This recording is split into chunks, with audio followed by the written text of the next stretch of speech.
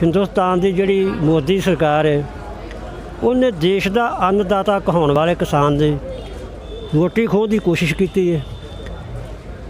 जब किसी भी इंसान को रोटी खोई जाती है तो वो लड़ाई करता है।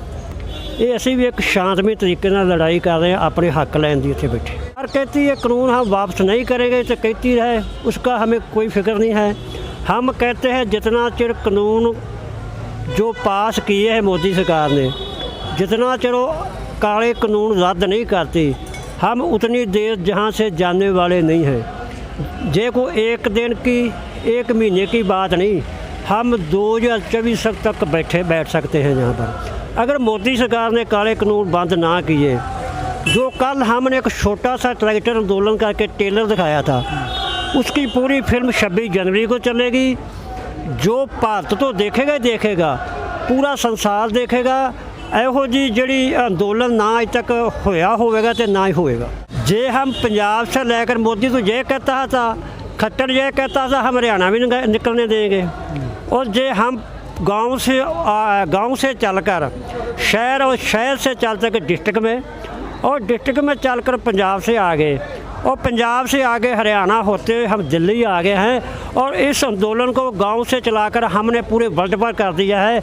जो दिल्ली की तो कोई बात नहीं, हम 26 जनवरी को दिल्ली ट्रैक्टर ट्राली लेके जाएंगे और एक अनोखा आंदोलन करेंगे, जिसके साथ हमारे किसानी का झंडा भी होगा और हमारा राष्ट्रीय झंडा भी जो वो भी होगा, ताकि जो लोग कभी हमें अतवादी कहते हैं, कभी हमें खालिस्तानी कहते हैं, कभी हमें नक्सलवादी कहते हैं, कभी कहते हैं इनको चंदा कहाँ से आता है, कभी कहते हैं इनको चंदा चीन से आता है, कभी कहते हैं इनको चंदा पाकिस्तान से आता है। हाँ, मैं मानता हूँ हमें चंदा पाकिस्तान से आता है, और मैं नाम ही बताता हूँ कहाँ से आता है।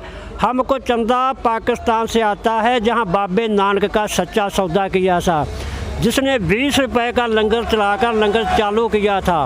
उसको आज 550 साल हो गए हैं उस लंगर को चलते हुए, और जे कोई बता नहीं सकता वो कितनी देर चलेगा। मोदी को जे समझना चाहिए, इनको किसी फंडिंग की लोड़ नहीं हैगी।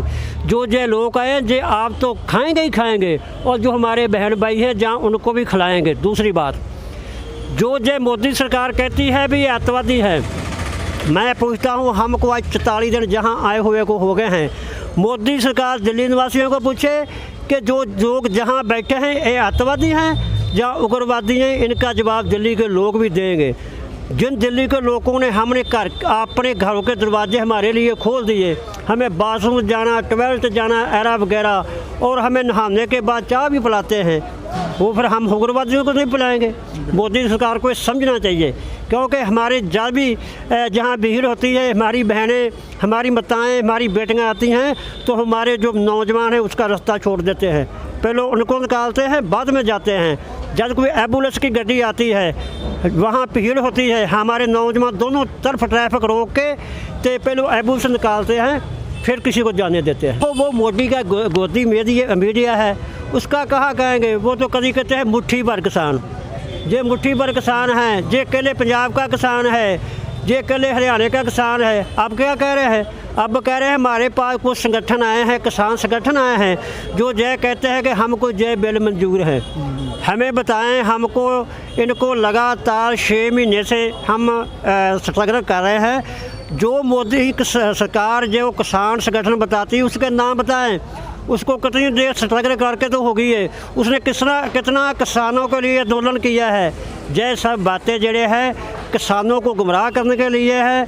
हमारे बीच भी सरकार ने किसान आंदोलन को कमज़ोर करने के लिए कई तरह के जाल बिछाए हैं, जिसमें सरकार कामयाब नहीं हुई और ना हम कामयाब होने देंगे।